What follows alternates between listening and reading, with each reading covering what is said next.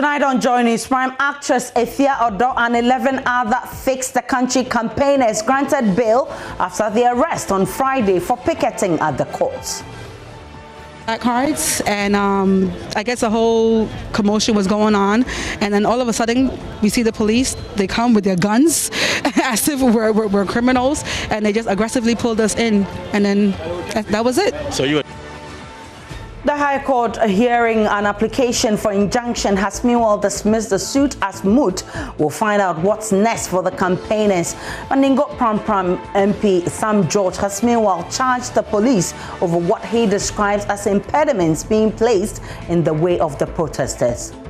Holding placards, simply not obstructing traffic, not being a nuisance to the public, not disturbing the public peace, but simply asking for the country to be fixed. I struggle to see the rationale behind it.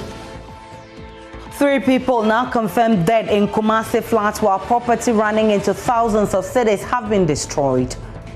And I'm saying, parents and also bushing for other side into normal forces or make cross bridge. And the Gama be din kind of mammy dinechi. And to do middle no and a bridge no a collapse. We'll bring you the latest from our correspondents on the ground. Also in this bulletin, Environmental Protection Agency shuts down construction of cement factory near Wager Junction following complaints by residents its operations will imperil the community. I think the health and the fact that you have a cement factory being developed close to a highly dense population, and then next to salt. It's quite frankly quite worrying. Embezzlers Ghana no longer on the European Union's blacklist for money laundering after significant progress in tackling deficiencies. And officials involved in Ghana-Togo boundary dispute confident the issues will soon be resolved.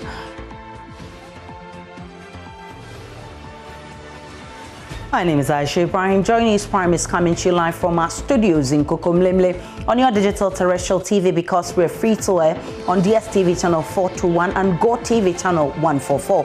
This is your home of independent, fearless, credible and impactful journalism. Do stay tuned in.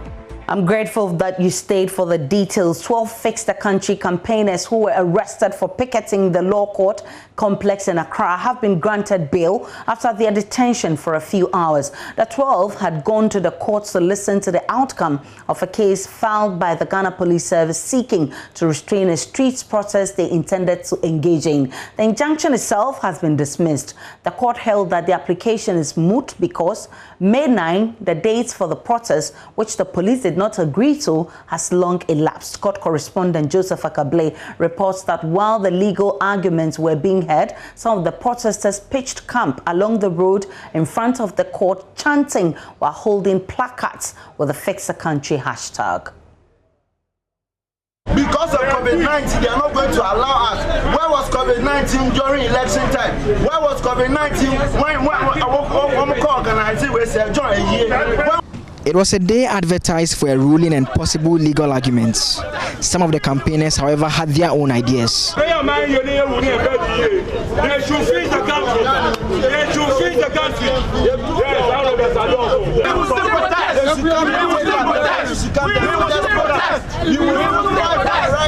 They held placards along the road in front of the courts. The High Court indicated that it will rule on the injunction application at 1:30 p.m. on Friday. Shortly after this announcement was made, some of the protesters who were taking photographs at the court premises were whisked away by the Ghana Police Service.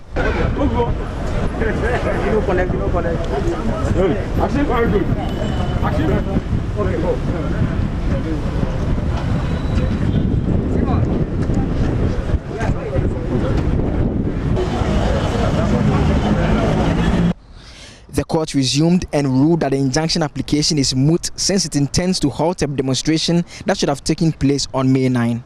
So, for now, we are more concentrated on what has happened, the arrest. So we are pursuing that. After that, we can respond to whatsoever thing the ruling is. Our legal team will respond to that later. But for now, we are concentrated on the arrest of the 15 conveners, okay? And after that, we will talk to you guys. So we are going to the police regional command, sorry. for now. So for the ruling, we can't say anything on that. But we are assuring Ghanaians that we are safe because we live in a democratic nation, okay? We are within the remit of the law, so nothing bad will happen to the conveners. Justice Ruby Aite indicated that should the campaigners intend to embark on any demonstration, they have to go through the lay-down procedure as provided for by law, i.e. they would have to notify the Ghana Police Service of a date of an intended demonstration, and the police service would have to respond. Then afterwards, if they intend to proceed with a demonstration, then if the police disagrees, they would then have to now seek an injunction in that regard to halt the protest. So it's back to the whole process commencing yet again. Reporting for Joy News from the Law Court Complex, my name is Joseph Akable.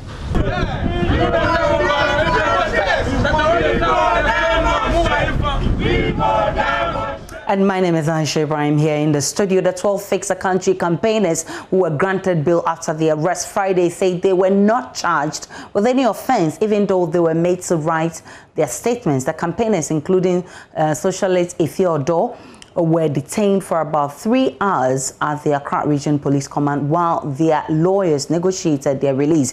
Ifeodor tells my colleague Kwesi Parker-Wilson she had stepped out the courtroom to interact with some of the campaigners when they were bundled into the backend of the police pickup vehicle.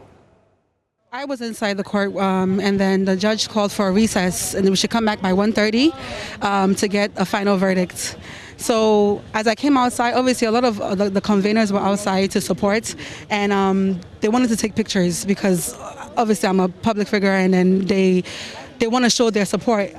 So a few were holding placards, and I guess a whole commotion was going on, and then all of a sudden we see the police. They come with their guns as if we're criminals, and they just aggressively pulled us in, and then that was it. So you were just taking pictures with the people? I was just taking pictures with the conveners, yes. After, because we're waiting for the verdicts. So we went on recess. They said we should come back by 1:30, and then so as I was outside with the conveners taking pictures, you know, that's when the police came, and then they aggressively took us in.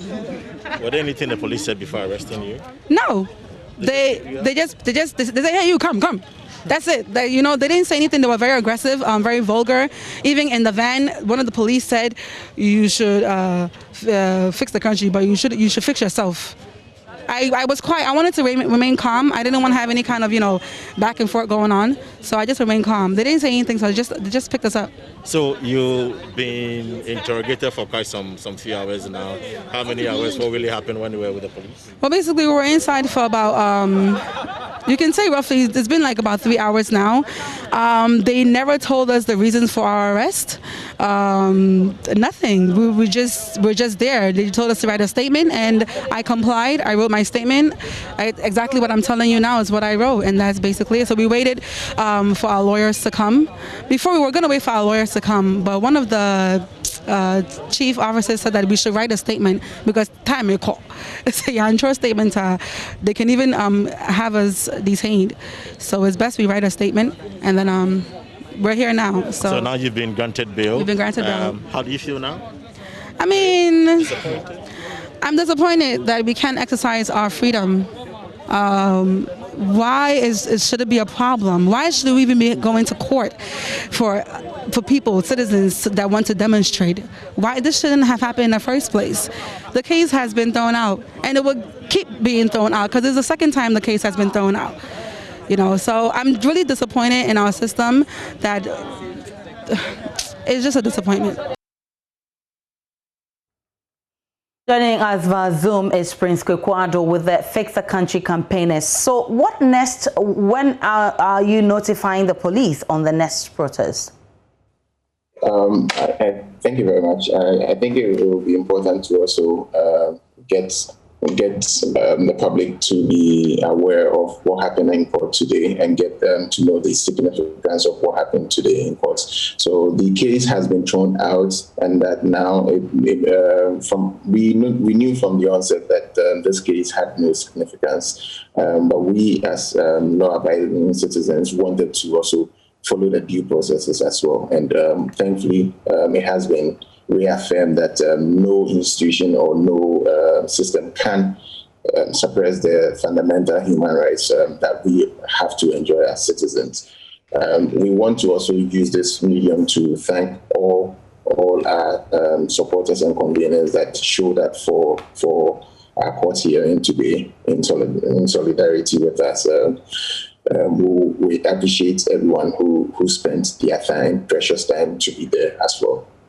To answer your question, I mean, I think it's too early, and given the circumstances and given the whole fracas that happened today, it's important for us to all settle down a bit, and then would officially write to the general public about the next subsequent steps going forward. Have you now been charged? I mean, those who were arrested, have they now been charged? Do you know the charges now? So, I mean, if you're arresting anyone, you need to inform the person what kind of offense they are committing. We didn't have this, and I think it's important that we condemn the actions of the Ghana Police Service today. I don't think this is the best action to take in a democracy. These are things that are usually characterized in police states, or let's say in authoritarian regimes. I don't think we are in an authoritarian regime, and neither are we in a police state. So I think that they should have gone through the right processes to have at least informed the people on what charge they are being arrested on. We are getting hints that the charge that they want to place on them would be unlawful gathering, but I don't know as to whether it holds any significance or holds any substance. I think that would be for the courts to determine. We'll be looking out for what next for the Fix the Country campaign. Prince Kweku Ado is a convener for the Fix the Country campaign. Meanwhile, NDC MP for Ningo Prampram, Samuel George, says the rest of the 12 Fix the Country protesters on Friday amounts to a display of intolerance by government. He says the police administration is being used by the NPP government to oppress people who are agitating against poor governance. He's urging the police to behave professionally. Well, I believe that it's interesting to see the police action. I'm sure that the police will most likely tell you that it was an unlawful assembly or an assembly in defiance of the Public Order Act. But I mean, 10 to 15 persons holding placards demanding that the country be fixed. Is that what the police would want to show their might? The police should be reminded that in fixing the country, their colleagues who escort bullion vans would be given proper protection when they sit in bullion vans if this country is fixed. The police should be reminded that if this country is fixed, the accommodation, the squalor in which many police officers live in our police barracks, which is akin to chickens in a hen coop, will be fixed. And so I honestly think that the law is made for man, not man for the law. And so the police service must be a lot more circumspect in their show of force. You would have expected the police service to have gone shutting down the funerals of Sir John or the crowds that we are seeing accompanying His Excellency the President as he's campaigning. Those are unlawful assemblies. I mean, the crowds that have been lined up, the school children lined up intentionally to await the arrival of the president, is an unlawful assembly, is an unlawful gathering. Did they seek the Public Order Act? They are more than the protesters. You understand me? But the police is not shutting them down. So we seem to have two regimes of law. You would expect the police to be a little more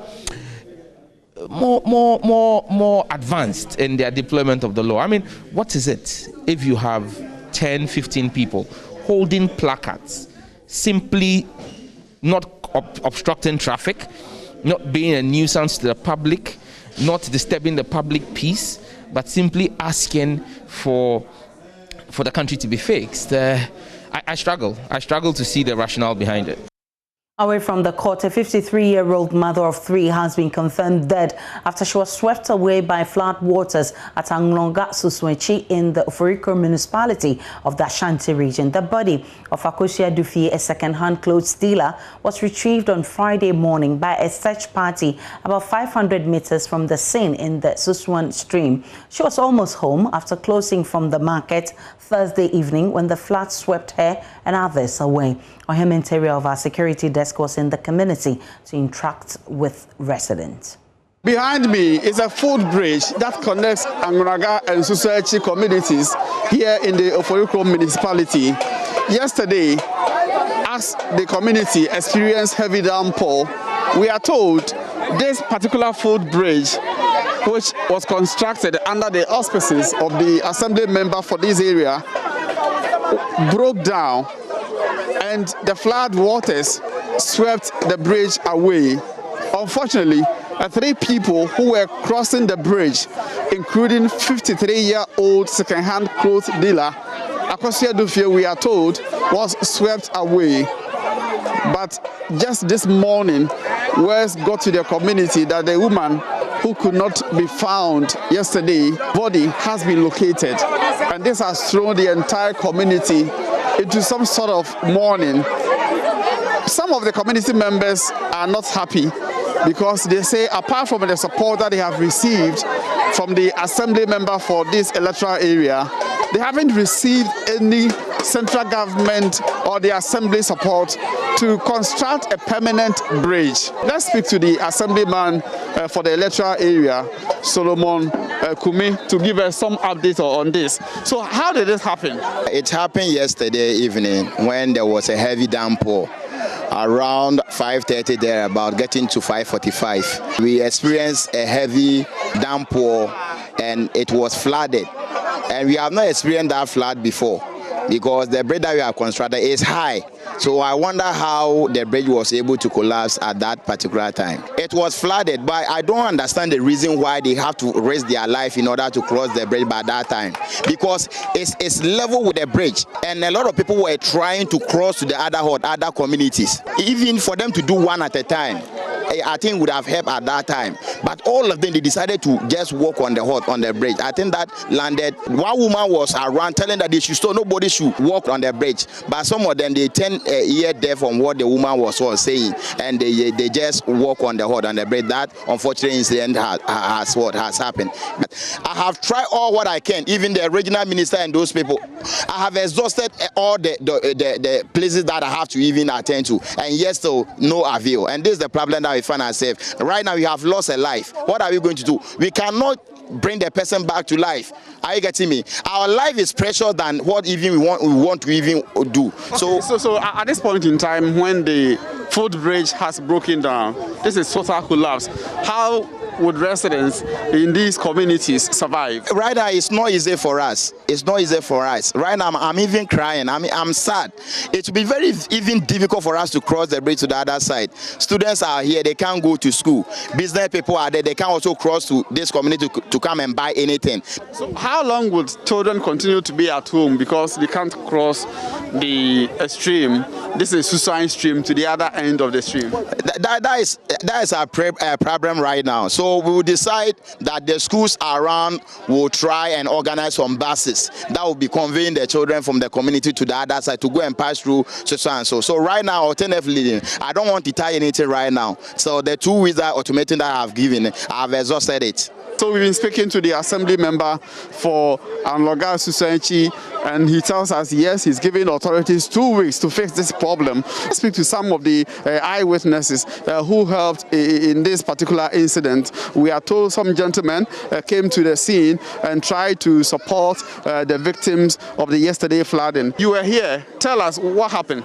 Tama me free juma ba me free juma mu ba no na nsu no eyile pa ba na nya nka bridge na se nti me force cross bridge nti me ti a bridge no so me hu se bridge na ma nti me ba other side no omo gina ro na me ka chom say omo nya abotre na bridge no like ehun nya din so ne kan nti no ehun nya din enti me gina na me yedede say ema obi an cross bridge na ema obi an ebi mu force so omo cross bridge no and am say omo parents and also omo busuan for other side nti no omo force so omo cross bridge no enti gama bi din kan na ma me ni din echi enti omo do middle no na bridge no collapse. So what this gentleman is telling me is that he's the one we've heard, recorded a video sounding caution, alarm to those who were using this particular footbridge at the time that it was raining. He thought that the bridge was too weak to carry so many people at that point in time. He warned them not to go in groups, but unfortunately this woman and another gentleman defied his orders, and beyond that the other people who also joined, and in the process they got stuck in the middle of the bridge. He tried as much as possible to rescue the woman. He did his best. First, he managed to rescue the man, and then later, because of the weight of the woman, he couldn't, save her life. From Surcharge, Anoga, my name is Ohim Interior. Now, a third life has been lost to the floods in Kumasi. A 38-year-old whose name is given as Mohammed lost his life in an attempt to cross the Unwabi River at Atafua. The rushing water pulled his motorbike into the river, leading to his demise. The body was found on Thursday and buried immediately according to Islamic tradition. Nana Ojima will be joining us shortly with details and the very latest on the floods in Kumasi. Meanwhile, flooding at the newly built Casualty market and elsewhere in Kumasi destroyed property running into thousands of cities. It followed 2 hours of rain on Thursday. Nana Ojima has more in the following report. Against 2 successive nights of heavy downpour at the Casualty market, shopkeepers made an effort to remove any remaining flood water from their stalls after the water receded. Some wares destroyed by the water are moved out, while some are salvaged. Affected traders count their loss. Lost our clothes, materials, shoes, our hair, a lot. I saw provisions. Some of them are completely destroyed. The oats, for instance, I have to throw everything away. No money be for materials, so they are far. They can have the baby to a boom, maybe a bassa, do our head, the ACR, a forming in a restoring. What the car 1.2? They make sure that we pay our bills on time. All we need is better service from them. We were moved from the central market because of incidents like these, but nothing has changed. It is the second time the market is experiencing such floods. This is the control room of the Kumasi Casualty market, and it's part of the administration block here. The whole of the block has been inundated by flood water. As you can see, some of the equipment, that's the computers they use here, had to be taken from the ground onto the tables to keep them safe from the flood waters. The environs of the market, including the central business district of Edum, also got flooded. Other areas in the city were submerged by flood, including Anloga Junction, Dagomba Line, KNUST, and Airport Roundabout. At Santase, Kokobin, and Bokrum, it took hours for the rain to recede to allow flow of vehicular traffic. Officials of the National Disaster Management Organization were at the market but will not speak to the media. 3 lives have been lost to the floods in Kumasi in the past 2 months. For Joy News, Nana Ojima reporting. Nana Ojima joins us with the latest on the floods. And Nana, bring us up to speed with the number of casualties recorded so far. We know 3 people have so far been confirmed dead.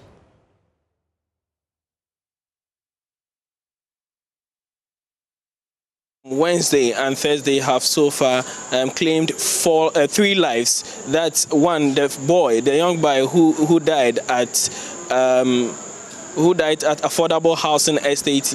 Today we recorded 2 more. That's one at Sobolo and the other at Atafua. That's a 37-year-old by name Mohammed who was trying to cross the Owabe River, and unfortunately he fell into the river due to the current in which the water flowed at the time. So he fell into it and died. This morning he was found and buried by the family. This evening, for about an hour, the rain has been falling. At the moment, it has subsided. Now, we've been through various areas in the city, but we are yet to pick any information of floods in the city. Since morning, the people in the city have been worried since the clouds started gathering early. So they were expectant of rain. But the fortunate thing is that though this rain came down early, it was not as intense as what we've been witnessing in the past few days. How are the people who have been displaced coping? Yesterday, when we went around, we found some NADMO officials on the ground. They have been speaking with the people and also trying to do some assessment on what's happening on the ground. Some of the people were able to salvage some of their wares or property which was affected by the floods. Some of them were able to clear their homes and also had places to spend the night. So far, the NADMO and other government agencies are yet to come to the relief of these people. We've been speaking to the NADMO coordinator in the Ashanti region, Census, and he explains that NADMO is still doing their assessment, and very soon they will come out with a relief package for the people. What we know is that the Regional Security Council will also be meeting on the situation and find solution to the problem. Here is Census speaking to us earlier on Joy News. Not the first time this thing has been happening. In fact, Honorable Samuel Sapon's place was flooded 3 days ago. And yesterday to around 4 p.m., we had another heavy downpour. That was twice as much as what happened 3 days ago. You see, and we only have a message for them that they should leave and go and find a safe haven. Because if you listen to the weather forecasters, they are predicting very much rainfall this season. So we have been, advising a lot of people out there. We all know that Kejetia is a flood-prone area, and even at the zoo and racecourse, all those places, it's a flood-prone area. We all know. Honorable Samuel Sapon's time as a mayor is aware. And Honorable, after him, there comes Kojobosu.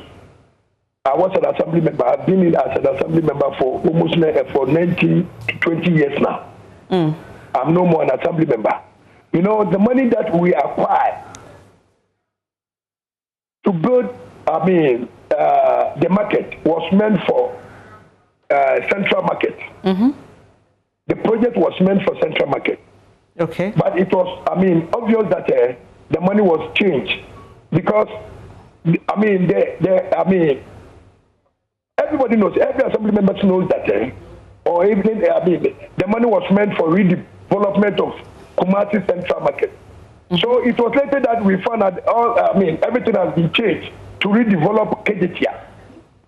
You see, Kejetia was in a good shape before it was demolished. So this question, the only person who can answer this question is Honorable Kojobosu.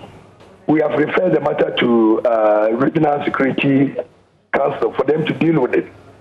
It's beyond NADMO's, our capacity.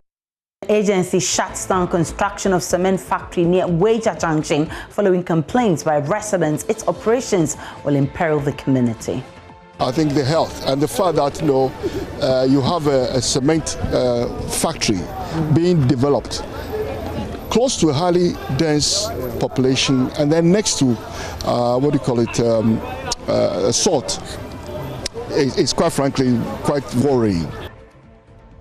In business, Ghana no longer on the European Union's blacklist for money laundering after significant progress in tackling deficiencies.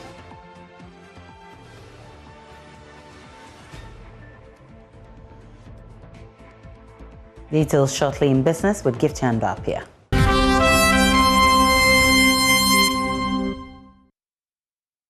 Hello there, good evening. My name is Gifty Andopia. I'm here with Business here on the Joy News Prime. Now, Ghana is no longer on the European Union's list of countries that have failed to put in measures to fight money laundering. This follows Ghana's removal from the League of Countries cited for money laundering by the Financial Action Task Force today. Here is more in what the task force said in the statement. The Financial Action Task Force, in a statement, said it welcomed the significant progress by the country in improving its anti-money laundering and combating the financing of terrorism regime. It said Ghana has strengthened the effectiveness of its regime and addressed related technical deficiencies to meet the commitments in its action plan regarding the strategic deficiencies that the task force identified in October 2018. The EU blacklisted Ghana among several other countries for money laundering in May 2020. Other African countries blacklisted were Botswana, Mauritius, and Zimbabwe. The EU said under the Anti-Money Laundering Directive, the Commission has revised its list, taking into account developments at the international level since 2018, and that the new list is now better aligned with the list published by the Financial Action Task Force. The Bahamas, Barbados, Jamaica, along with Cambodia, Mongolia, Myanmar, Nicaragua, and Panama are the other affected countries. Now, local manufacturers of pharmaceutical product Intravenous Infusions PLC is set to open an ultra-modern factory by the end of this year. This has been made possible through a medium-term facility of $3.2 million provided by government as part of the stimulus package to revive its operations. Board chairman of the company, Isaac Osei, told Joy Business that the new plant and other machinery for the project are awaiting installation. He spoke after addressing stakeholders or shareholders at the company's annual general meeting here in Accra. Intravenous Infusions is one of the few Ghanaian industries that benefited from government stimulus package aimed at reviving their operations. At the company's annual general meeting in Accra, board chairman Isaac Osei hinted that the $3.2 million facility has been used to procure new plant for its ultra-modern factory. The government supported us through EcoBank with $3.22 million. We bought new equipment which will go into our new factory. Fortunately, we got it. We got our equipment in just before, the problems on the international, maritime transport scene, where costs are rising astronomically. So we've got our stuff in. We'll build the factory in the second half of this year. We'll start, and hopefully next year we'll have a brand new factory. We'll have new equipment in there. And we say thank you to the government for the stimulus package, which they provided for Ghanaian industry. We took advantage of it. I'm sure others have also done so.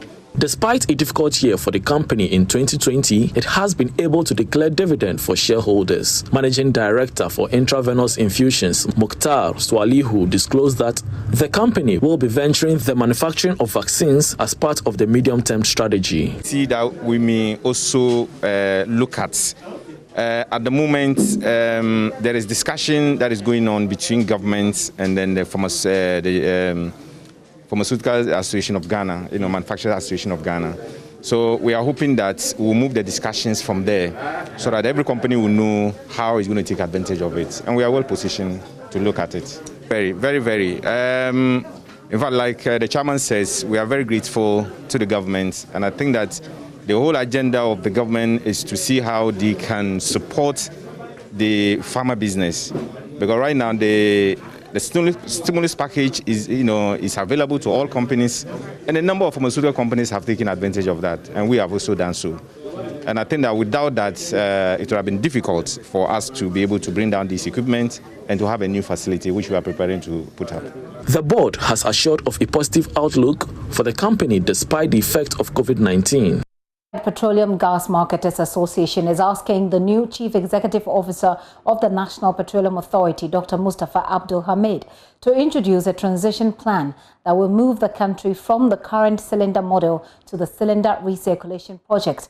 The association is also appealing to the new NPA boss to use his office to help reduce the various taxes on LPG, which have shot up the prices of the price of the commodity. Here is Vice President of the association, Gabriel Kumi, who spoke earlier on the marketplace. calling on government to consider removing taxes on LPG for the past 3 years. As I speak to you now, the LPG price is at a record high. We are now paying about 6.6 cedis per kilo of LPG, and that translates to about 100 Ghana cedis per the household cylinder. That's the average 14.5 kg cylinder. And we believe this is too strong for the ordinary Ghanaian to bear. This is too deep. The price is too high for the ordinary Ghanaian to be able to afford. And that has really, the hiking price has really slowed down consumption of LPG in Ghana. And indeed, LPG consumption in Ghana has taken a nosedive since October last year when prices started getting steep. And that's pretty worrying. And so I'm also hearing that you're also asking for a transition plan for the cylinder recirculation project, which is also very important, isn't it? Exactly the point. I mean, for the past 4 years, we've been making an attempt to introduce cylinder recirculation, but that attempt has not been very successful. And it's because of two main reasons. We don't have a clear-cut plan for this transition. We are not operating in a green field. There has been an existing industry that has been in existence for the past 25 years. Per this policy, we are not trying to introduce a new industry. We are just trying to adopt a new strategy for an existing industry. There is a need for us to have a clear plan.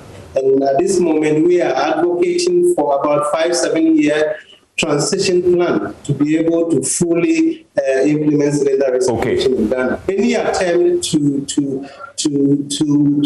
be quick at it and to move it as we have done for the past 4 years will not be successful.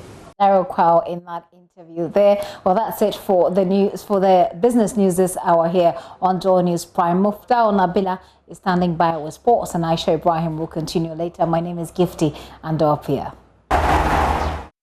And welcome to sports on the Joy News Prime. I am Muftao Nabila Ablaik. This weekend, all roads lead to the Accra Sports Stadium as Hearts of Oak and their arch rivals Asante Kotoko clash in a crucial Week 31 Ghana Premier League encounter. Hearts, buoyed by a 2-1 win over Legon Cities on Thursday, are confident they will end the bragging rise at the expense of the Kumasi Bay Club.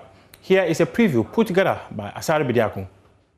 56 points apiece, the battle lines drawn, bragging rights at stake. Hearts and Kotoko fan the flames of their ageless rivalry in the superclash at the Accra Sports Stadium on Sunday. A win for the Continental Club Masters could be the tonic for their quest to clinching their first league title since 2009. Hearts warmed up for the big game against Asante Kotoko by beating Legon Cities at the Accra Sports Stadium on Thursday night.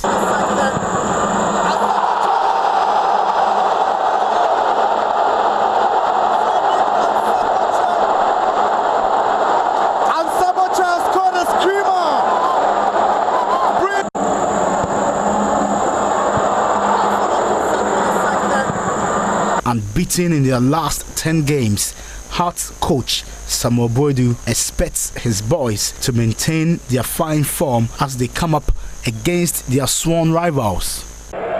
What I need from them is they should come in numbers to support the team and the boys as well. We are going to deliver. They shouldn't worry at all. You think Kotoko will be an easy one for you guys? We need the 3 points. We don't have a problem with Kotoko, but we have a problem with the 3 points. So the 3 points is going to be House of Folks come Sunday? Yeah, we are looking for that 3 points. Maximum points on Sunday will be crucial for Hearts of Folks' title push, but more crucial is ensuring their fans across the globe earn the bragging rights. Tickets for this fixture ended 1 hour after they went on sale, and at the moment, the shortage of tickets in the market. Let's take a look at the full fixtures of match day 31 in the Ghana Premier League. And on Saturday, you will have the Chimane 11 Wonders play Bekum Chelsea. On Sunday, Adriana Stars will play Dreams FC. Elmina Sharks versus Great Olympics. Bechim United will play Midiama FC. House of Oak versus Asante Kotoko. That's the big one. The biggest game in the calendar of Ghana football. House of Oak have now won against Asante Kotoko at the Accra Sports Stadium since 2017. And in 7 attempts, they've won just Rangers won and lost 4. There's also Interlights versus Liberty Professionals. This fixture is a fixture where two clubs will be fighting to survive relegation at the end of the Premier League season. Ashanti Gold versus Wafa. And then on Monday, we have Kala versus Ebusua Dwarfs, whilst King Faisal will stay at home at the Ohene Amayao Stadium and host Legon Cities. And on this note, we say thanks very much for joining us for sports on Joy News Prime with me, Muftau Nabila Abla. Head on to myjoyonline.com and read some more sports stories.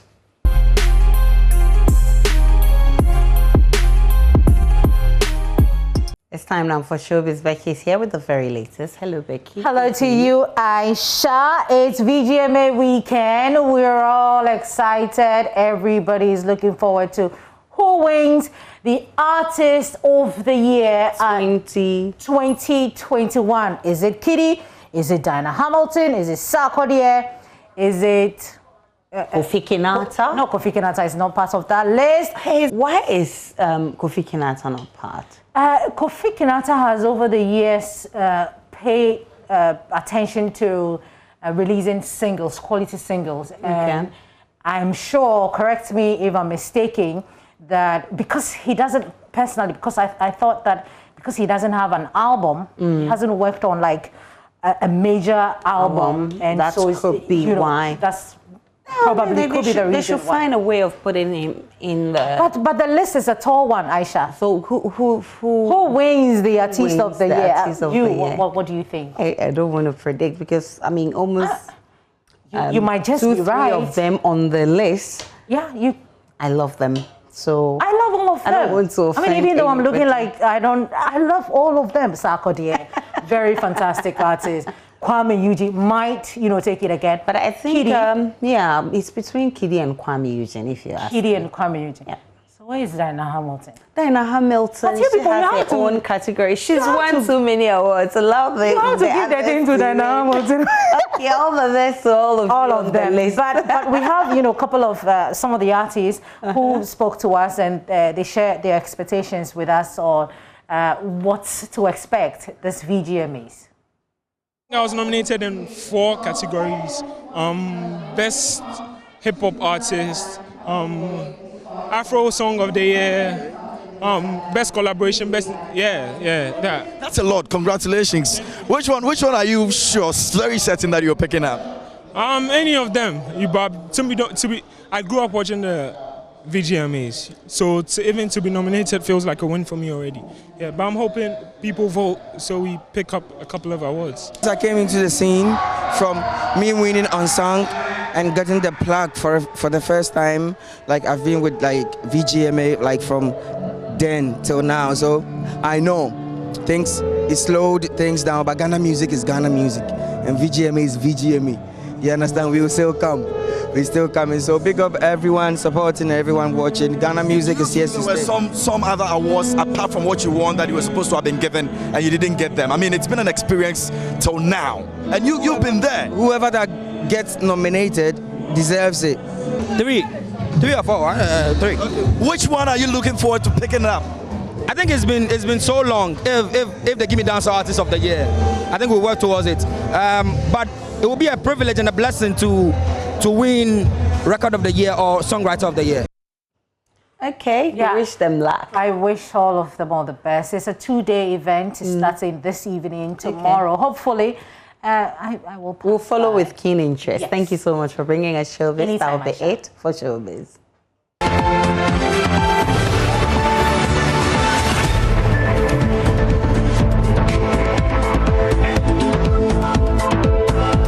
Now to the rest of our stories. Minister for Works and Housing Francis Asenso-Boakye has apologized to Parliament's Public Accounts Committee over his failure to appear before it Thursday.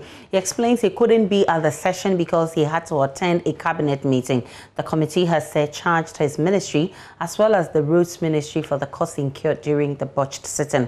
Mr. Asenso-Boakye, who appeared before the committee Friday, says he had directed his chief director to communicate his unavailability to the committee, but the letter was delivered late. That yesterday we were scheduled to appear before this committee, but it couldn't come on. Yesterday was a cabinet day, so the day before that I had told my chief director to write to you to request that it be postponed so that I could attend cabinet. But unfortunately, it appears there was a mishap based information, and his letter couldn't reach you in time.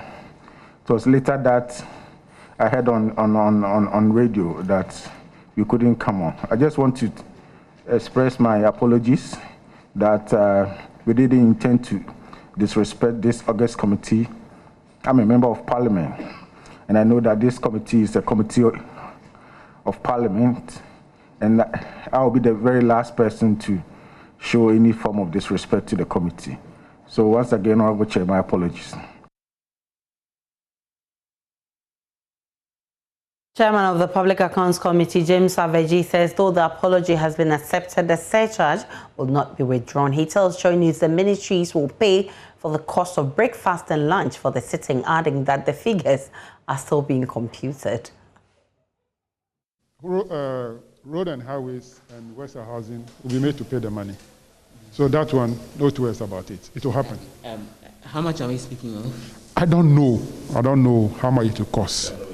But definitely it's going to be the cost of lunch and breakfast for members. Basically, those two items. Sitting allowance, probably? No, that will not be covered. It's just the lunch and then the breakfast, which the Parliament have to pay for, because those things were ordered before they didn't appear. Okay. So definitely, those people who prepare the food definitely need to be paid. So once Parliament will be paying that money, the refund must come from the two ministries. Is this surcharge directed at the ministers themselves or the ministry as an entity? It's a ministry, okay. not the individual, because we wouldn't know if the minister, their unavailability was caused by the minister and whatever. So however they raise the money, but we are surcharging the ministries. And what message are you trying to send by taking this? But this is a warning to the ministers and then the ministries that whenever we call them to appear, if they cannot appear, they should inform the committee so that we don't sit any care cost.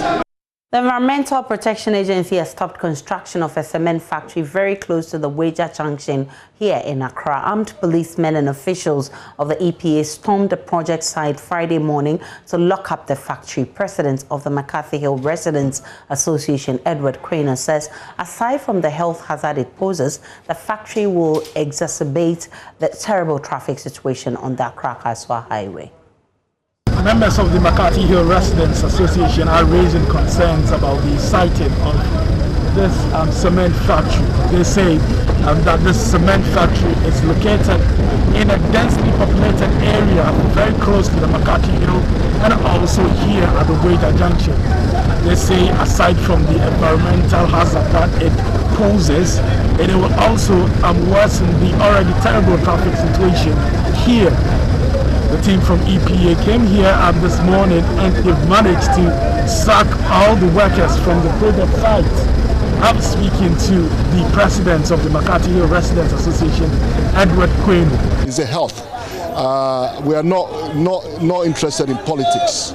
Yeah. I think the health and the fact that you have a cement factory being developed close to a highly dense population, and then next to salt, it's quite frankly quite worrying. Would attest to that. The traffic now is unbearable. But can you imagine when this facility is complete with the heavy traffic? Those are the concerns. I mean, our objective are just twofold: health and the safety of the environment. Who are those behind this structure? Well, I mean, this is a Chinese-owned project, but there is a Ghanaian with many Chinese projects. In Ghana and Africa, you have a lone Ghanaian who fronts the business. You had the Office of the President issue a directive to this company to stop work. The Office of the President, and then the EPA under different leadership issued the same directive. Last year, Parliamentary Select Committee in their deliberations decided that this wasn't appropriate, and they did the same. And what is happening? They have completely and totally ignored. So the question we have to ask ourselves, who is in charge of this country? If these people are behaving in this contemptuous way, for me, I'm very, very grateful. Grateful for all the people who live in this area, that their lives, their health will be protected. That's the main thing. The MP of this area plus the MCE are the ones that are behind this whole project. They are the ones that have supported the Chinese to get this going.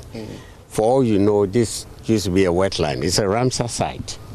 And we know what a Ramsar site is for. It's earmarked for wildlife and what else? Animals and people. Because the people that live, the little villages that live around the community here, it's also uses there's a waterway next to Pambros. They fish there. Sure. That's their livelihood.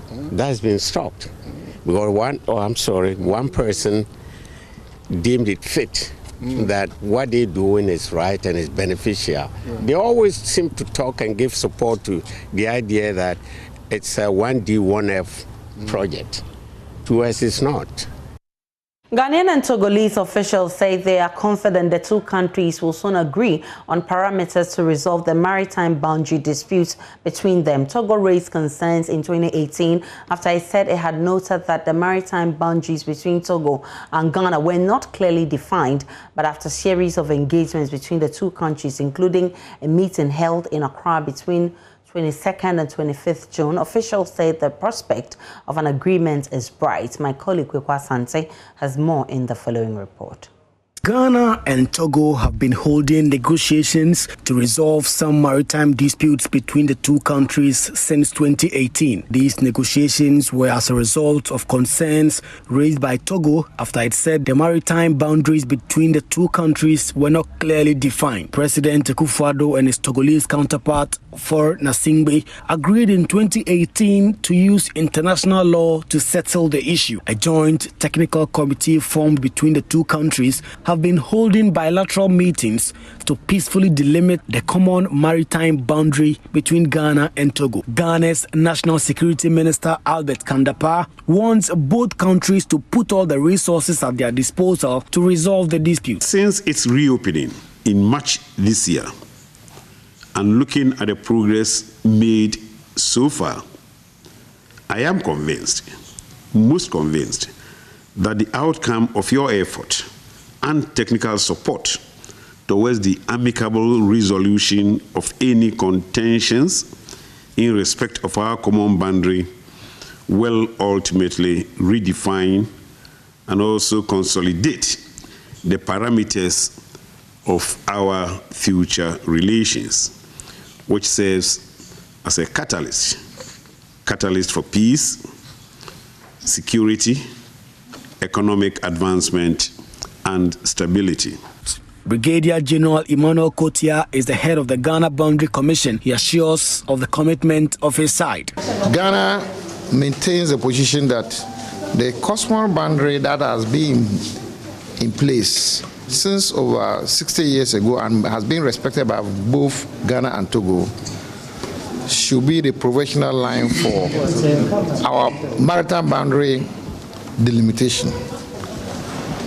The Togolese do not have any objection, but they want more time to be able to study our proposal, and then we can go forward. But there is a positive in that direction, because for the very first time since this talks began, this is the very first time that we had a Togolese accepting a provisional line that Ghana has presented.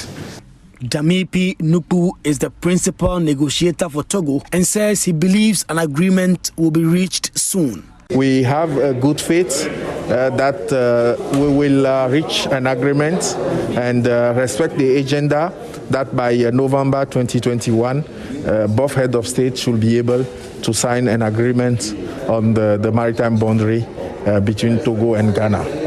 So very fruitful discussion, openness, and we are, like I say, sister countries. It has transpired during the sessions in during these 3 days. This meeting agreed to defer further discussions on the provisional arrangements to the next plenary meeting, which will be held in Togo in July.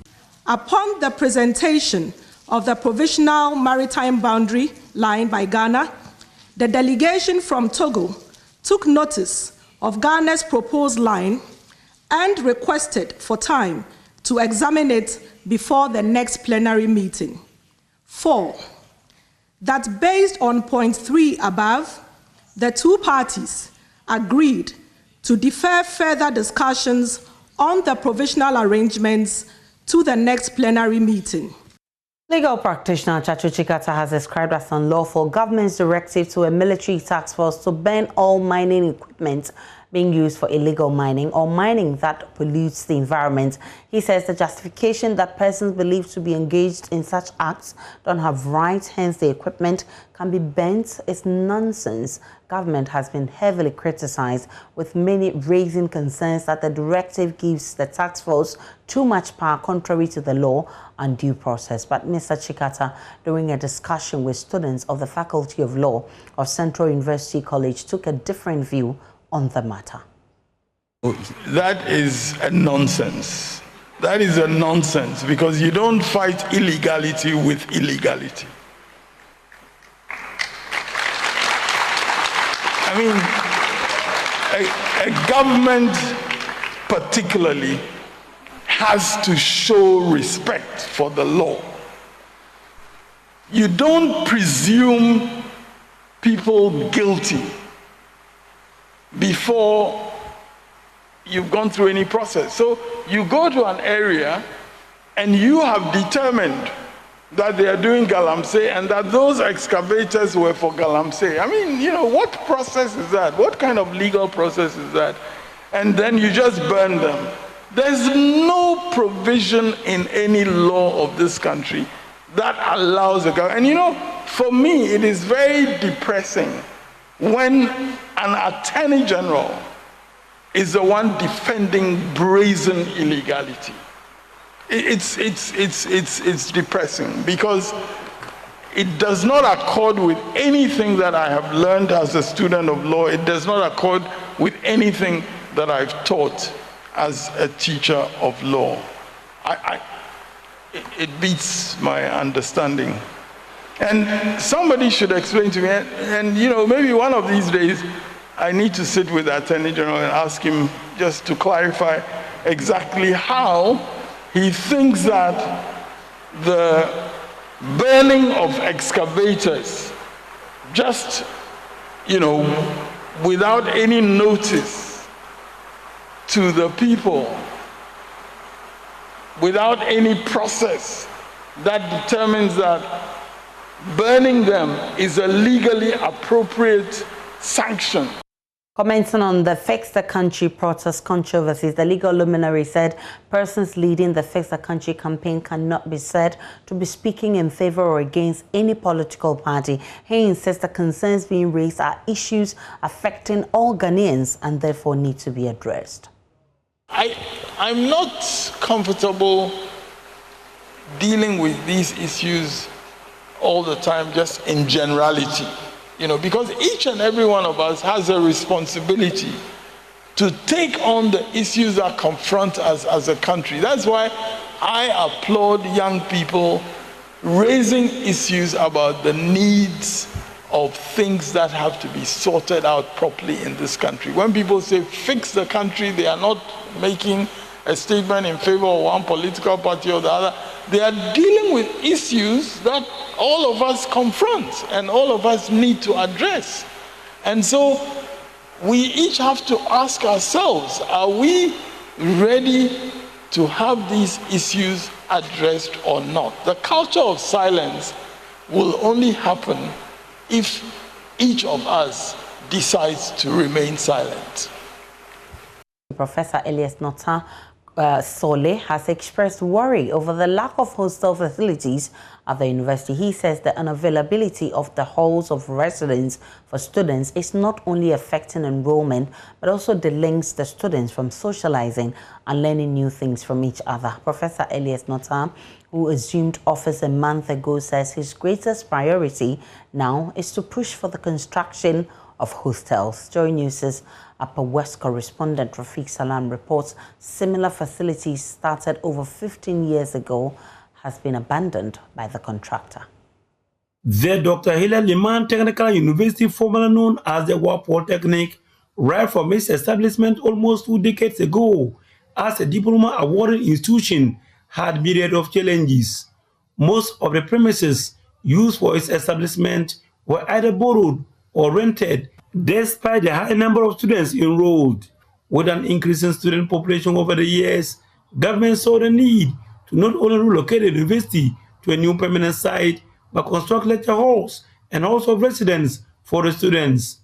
As a result, this giant magnificent edifice that contains several lecture halls, conference rooms, and other ancillary facilities were constructed. Students and lecturers at the university for now have no worries or concerns about their lecture halls. However, they have concerns about the construction of a hostel facility which has been abandoned by the contractor and now overtaken by weeds. The Dr. Hilal Liman Technical University is the only technical university in the country that has not gotten a hostel facility of their own. The Ghana Education Trust Fund, GET Fund, several years ago started this project to ease the accommodation burden of students. It's been over 15 years since the project was started and it has not been completed. Vice Chancellor of the Dr. Hilal Liman Technical University, Professor Elias Nonta Kondedep Sole, noted that the lack of a hostel facility for the university over the years has not only affected the enrollment of students, but made the enrolled students to miss the complete university learning environment as well. Some people cannot come here because, in fact, some people don't even want to stay in private places. They want to be in official university accommodation. And you see, as a university student, there is also a culture in the university halls of residence, which is part of the learning. You know, that's the social bit, where you network more with your colleagues, you learn other things. So I feel that some of our students are missing that aspect. With the exception of students who are from WA, most of the 1,835 students now rent rooms outside the university campus. Commercial vehicles do not ply the route, and as a result, they either attend lectures either on motorbikes or walk for at least 2 kilometers to the campus. Professor Elias Nota said his biggest priority is to get the hostel project complete for the university. He is therefore appealing to the government and other benevolent organizations to help in that regard. Because I find it very strange for a university like this not to have a hostel facility. I understand the only hostel project that was started stalled on the way. I'm sure you all know the stretch I'm talking about. So that will be high on my agenda. I'll try as much as I can, of course with the support of anybody who can help us to get a hostel built.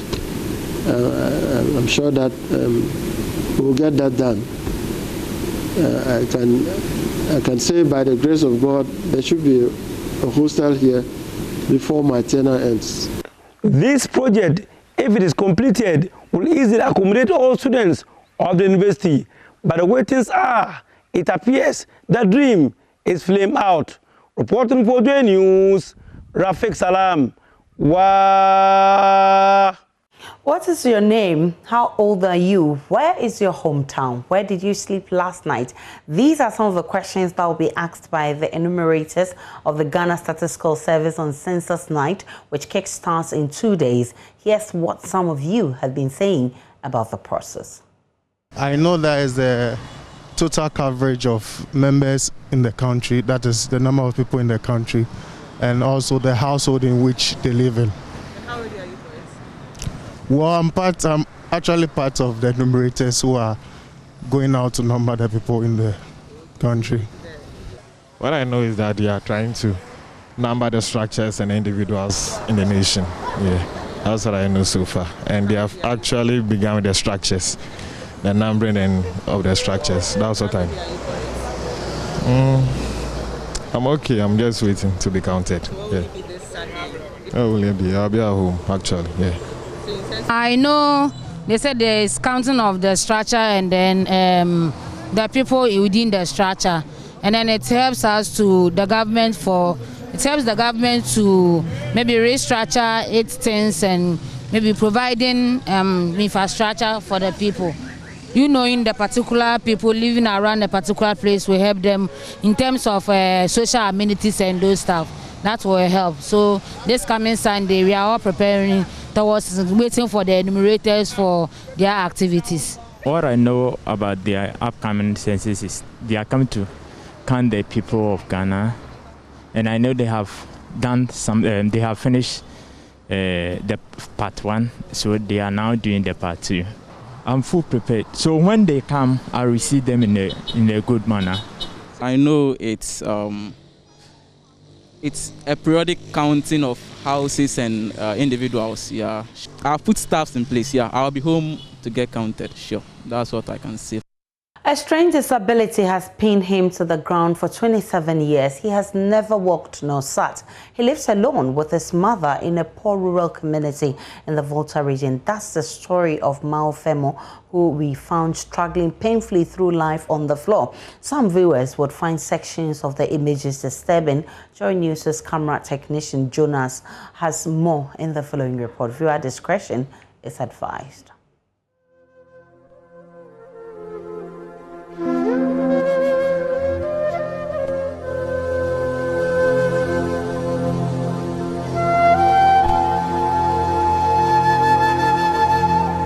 Aro tamara mawapo rokunya mama bubang unawanya ndong dako.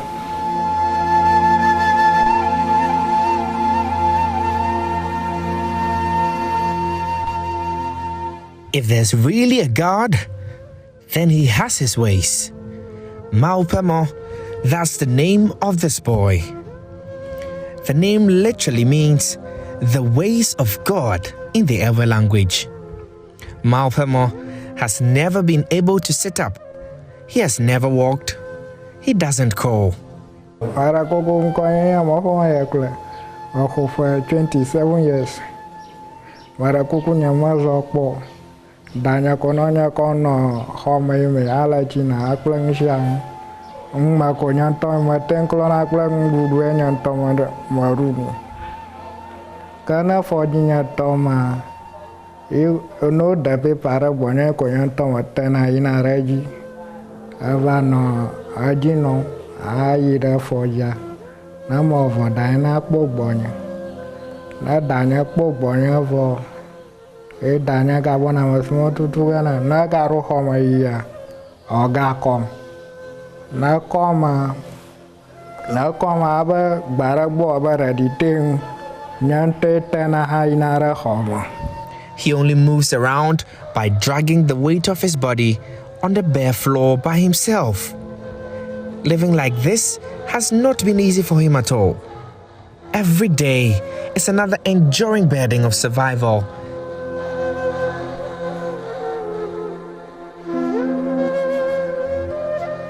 Nyetak pula nyakok pula nyaliono. I never. Life has stolen a lot from Mao Femo. His ability to sit, walk, and even the chance to socialize. So his only window to know and understand the world is through this radio set. It tells him everything.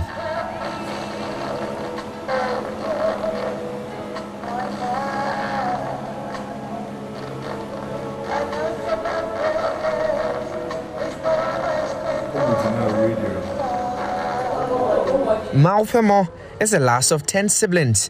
His mother finds the situation very depressing. Sometimes he even wants to give up. But Mao Femo is also a gift from God, she says.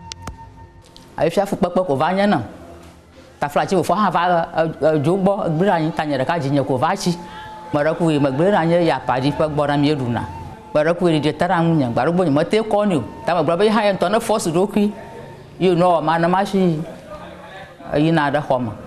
A rubber bone dear, and your bova on your phone, time mate konuta yen to force do ke donara go to o nya ma ko no yo ma na kpara munya no na nsa na ma no apa di na mia no adudu ko na no fo holi sa o tutu na na ma wo pa do da shi ya ka ma wo ko yo ko na ma la ko nya ma ko ya love.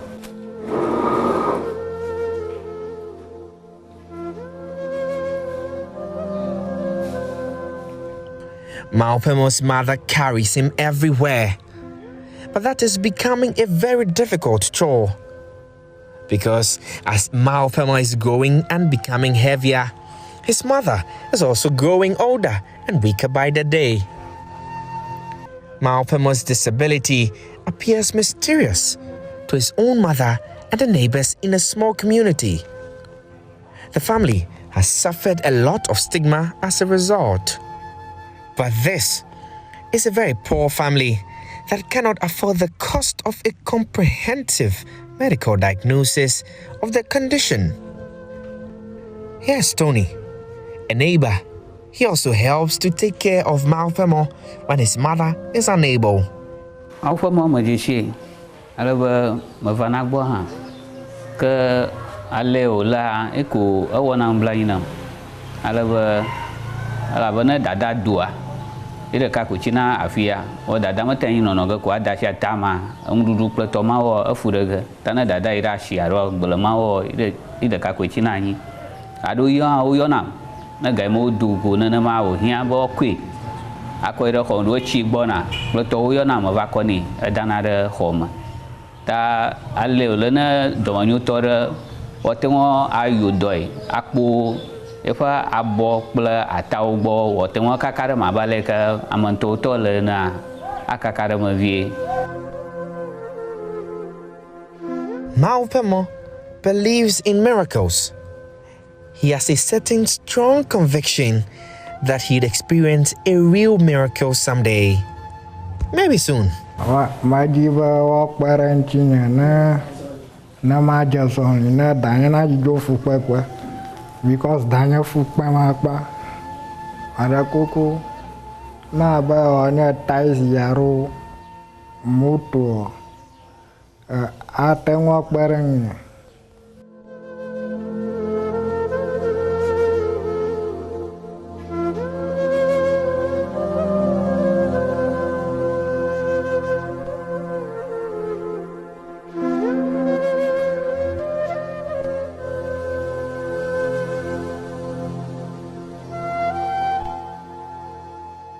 A sad story found by Jonas Vogbelo, and your support is needed.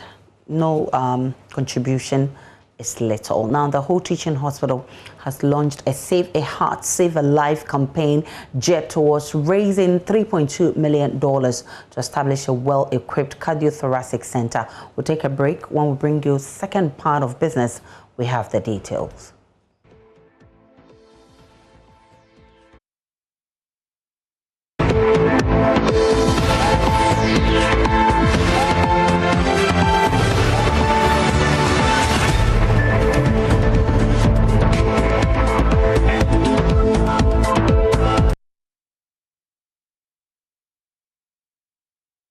And before we go for business, the whole teaching hospital has launched a Save a Heart, Save a Life campaign geared towards raising $3.2 million to establish a well-equipped cardiothoracic center at the facility. The hospital with the center hopes to make cardio services readily available to patients who otherwise would have to travel to Accra to access treatment. The center, estimated to cost about $3.2 million when completed, will as well serve as a training center for students of the University of Health and Allied Sciences. Fred Kwame Asare has more.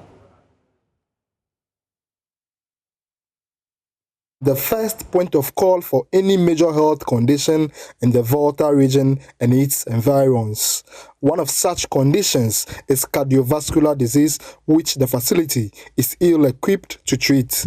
According to the hospital management, about 729 patients had visited the facility seeking treatment for heart and lung conditions between January and 18th June 2021. These patients were only treated at the outpatient department level. Those who needed to go under the knife were referred to the Korle Bu Teaching Hospital. Professor Frank Edwin is the head of the Cardiothoracic Center. The current services we are able to provide here basically has to do with consultation and diagnosis. We can do the barest of the diagnosis. We can do things like ECG, we can do a chest x-ray. The hospital just bought an echo machine to be able to do echocardiograms, to be able to do diagnosis. Some of the treatments that are just purely medication, we can do that. The limitation is when we have to do an operation, because the hospital does not have an operating theater. It does not have a fully equipped intensive care to be able to do that. So, due to the increasing demand for cardiovascular disease treatment, the management of the facility saw the need to equip its cardiothoracic center. This underpinned an initiative to launch the Save a Heart, Save a Life campaign to raise $3.2 million towards purchasing basic machinery. The acting chief executive officer of the Whole Teaching Hospital, Dr. John Tampori, explained the initiative is geared towards making the facility a health tourism destination. I must admit that we initiated this project to break the gap of traveling miles away to Accra for cardio treatment, and obviously for skills transfer and teaching purposes. If there are emergency cases, referring to Korle Bu becomes an enigma, because most of the patients are either unwilling or cannot afford, or the traveling itself can be a real disaster. The initiation of the project is to make this hospital, and of course the university, become the newest tourist center in the country. It must be noted that a fully functional and well-resourced cardiovascular center positioned to holistically manage both lungs and heart diseases will enable the hospital to offer world-class services to its numerous clients. The Vice Chancellor of the University of Health and Allied Sciences, Professor John Owusu-Japon, underscored the immediate need of a well-equipped cardiothoracic center and implored stakeholders to contribute towards the life-saving campaign. This is something that is very important for the Volta region, and not just for the Volta region, the Eastern region and all adjoining regions. Look, so if somebody is willing to give us 2 million cedis or 5 million cedis or whatever, we will bring him to come and do the sword cutting. It's not, and if he wants his name to be put on some ward somewhere, we will always do that. But for Business Part 2 coming up shortly.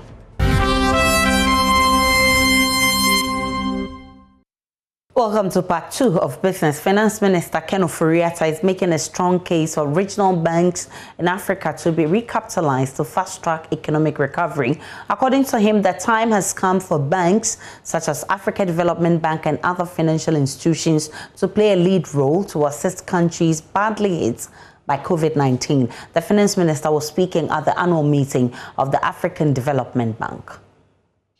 Critically, we must also enhance the ability of regional financial institutions to lead our economic recovery. The historic 115 billion capital injection into ADB from shareholders is timely, but we must go further, as is evident now. A well-capitalized AFDB offers the continent a better path towards development than global institutions like the World Bank and IMF. The Africa Development Bank will be critical for building resilient economies in a post-COVID-19 Africa. As we advance building back greener and better, will require Africa Development Bank to show leadership to address three critical categories of risk, namely the risk of greater pandemic resurgence, which will affect African countries disproportionately, the risk of reduced capital inflows because of the perceived economic effects of the pandemic resurgence, the risk of lasting economic damage from the pandemic exacerbating poverty and inequality within African countries. The capital we need There's a real urgency for us to pull in capital and support critical investment while giving renewed impetus for job creation and economic diversification. I believe initiatives such as the Africa Development High Five and the launch of programs that promote our continent's young entrepreneurs will position us to respond to the challenges of supporting inclusive growth and the transition to green growth. Excellencies, we must irreversibly entrench the position of African Development Bank to lead the charge in Africa's build back and confront historical injustices, including risk premiums, illicit financial flows, and a tectonic shift of the global financial architecture. Why are we here? But to create the most credible financial institution that would ensure that we work in a counter-cyclical way. The Chief Executive Officer of the Ghana Investment Promotion Center, Yofi Grant, is urging about 3 million Ghanaians in the diaspora to invest in the country to aid the economic rebound post-COVID-19. Speaking at the Ghana Diaspora Investment Summit, Mr. Grant said the time has come to invest more in Ghana in order to help the country scale the economic plunder of the COVID-19 pandemic. Ghana is ranked second most peaceful country in Africa and the most peaceful in West Africa by the 2021 Global Peace Index. And I dare say that since 2017, Ghana has embarked on a new path of economic development. And from a GDP growth that had slowed down to its lowest in 20 years in 2016 to 3.6%. The new direction and a new commitment to the economy in 2017 doubled that GDP growth to 8.1%. And we are happy to say that in the 3 years preceding to 2020, Ghana's economy was growing at an average of 7% per annum, one of the fastest growth rates in the world. So we are peaceful. We have an economy that is showing great promise. We have to now work with all our partners everywhere in the world to make that happen. And as we go out seeking FDI, we also seek partnerships with the diaspora. And I also, once again, will take the opportunity to say that Ghana has positioned itself through its programs throughout the years, from the PANAFest to the Joseph Project, and to the Year of the Return and beyond the year return, as a de facto, if I may choose that word to use, Mecca for the African in the diaspora. And that is the basis on which we are constructing our Homeland Act and our diaspora policy. But I say, in Ghana, the opportunities are immense. And they are built on a foundation of a strong maxim called Ghana Beyond Aid, a national agenda aimed at creating a wealthy, inclusive, sustainable, empowered, and resilient Ghana. About 76% of firms are hopeful that the African Continental Free Trade Agreement will transform their businesses. A business tracker survey conducted by the Ghana Statistical Service showed that reduction in cost of credit is likely to cause the change these businesses are expecting. Head of National Accounts at the Ghana Statistical Service, Francis Mensah, made the revelations at the launch of the Rapid Market Assessment Report. Majority of businesses look forward to benefiting from the African Continental Free Trade Agreement. According to a business tracker survey, these firms are optimistic that the operations will experience a turnaround when the agreement is in full swing. Francis Mensah is head of national account at the Ghana Statistical Service. About 76% of firms believe that the AFTA will bring some transformation to their businesses. Then we realize that close to half of the firms in that if they can reduce the credits, cost of credits, then that will help them to really participate fully in the AFTA, and that will bring in the transformation that they are expecting to receive.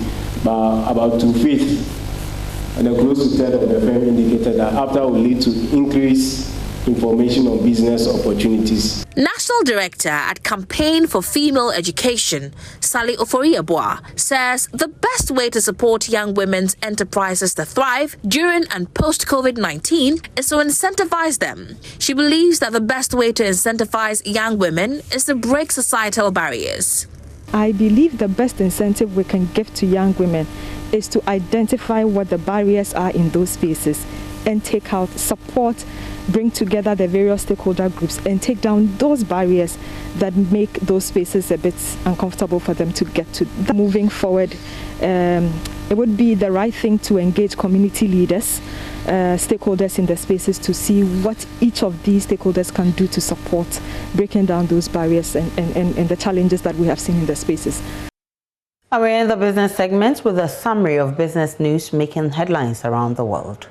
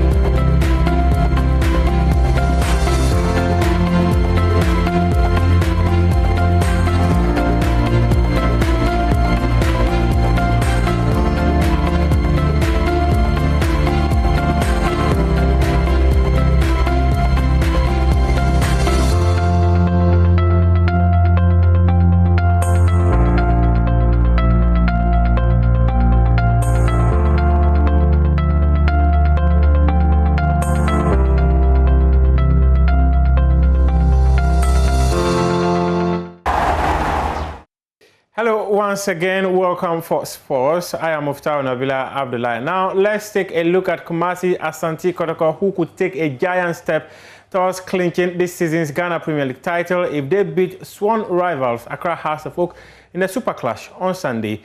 The two teams have amassed 56 points each and at stake are bragging rights. Ahead of the big game, Joy Sports Oreku Ampofo has been taking a look at the patchy season of the Porcupine Warriors. Asante Kotoko came into the new season with renewed energy. The club had appointed a youthful president, Nana Yamponsa, a man with ideas. Kotoko's squad was star-studded with 8 new signings, including goalkeeper Razaka Balora, defender Yusuf Mubarak, midfielder Fabio Dos Santos Gama, as well as striker Ivan Sadomako. The objective was simple: to win the league title which had evaded them for almost 7 years. Maxwell Kunedu was still in charge, and everything suggested it would be a smooth ride for Kotoko. The Porcupine Warriors were given a rude awakening after winning just one of their first 4 games played. Their only loss, which was to Great Olympics, led to the sack of Kunedu. Johnson Smith and Abdul Gazelle all had brief spells to steady the Kotoko ship. However, amidst all the chaos, Kwame Poku grew to become a shining light, holding out the mantle of the Kumasi-based side. His 7 goals in the first round of the league kept Kotoko in the title race. His final goal came in a record-breaking game at Inase as Kotoko beat Karela away for the first time in their history. Unfortunately,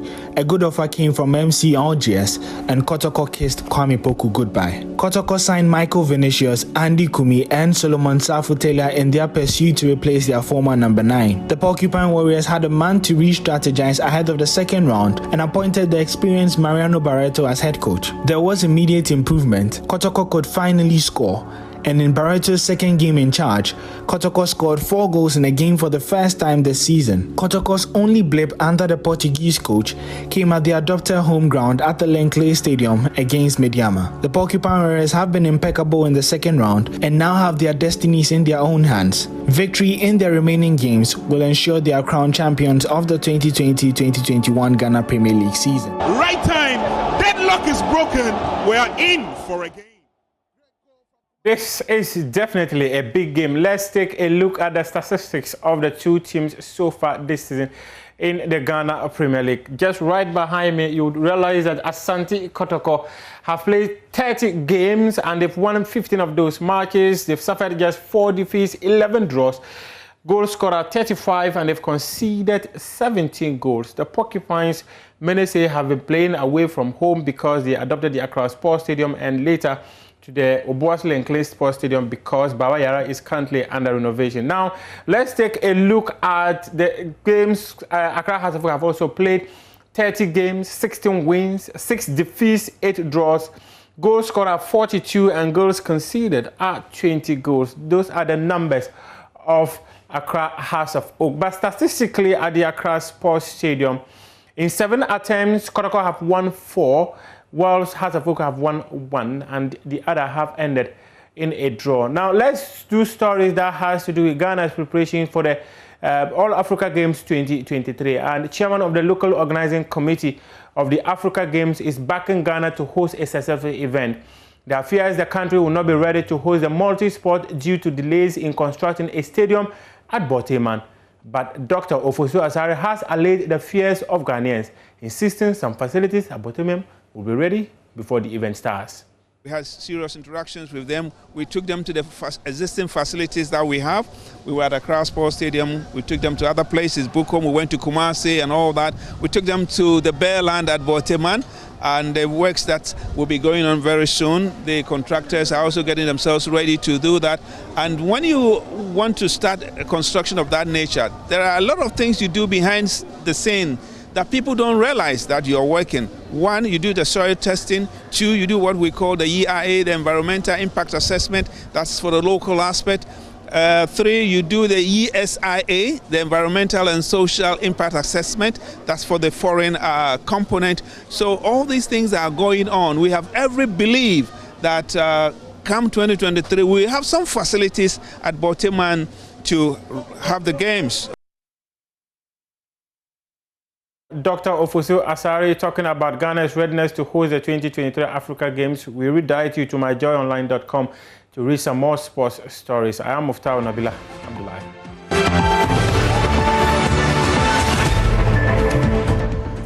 And First Deputy Speaker Jose Wusu has indicated that it was never his intention or dream to go to Parliament. In a yet-to-be-aired interview on PM Personality Profile, he's been explaining to me how he ended up being a lawmaker. I'm not enthused about coming to Parliament at all. Okay. I've never thought about making Parliament a career.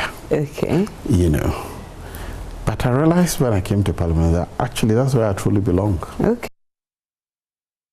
The interview is immediately after this bulletin. Do make a date. My name is Aisha Ibrahim, and that'll be it for the bulletin tonight. Do stay tuned and enjoy the rest of our programs.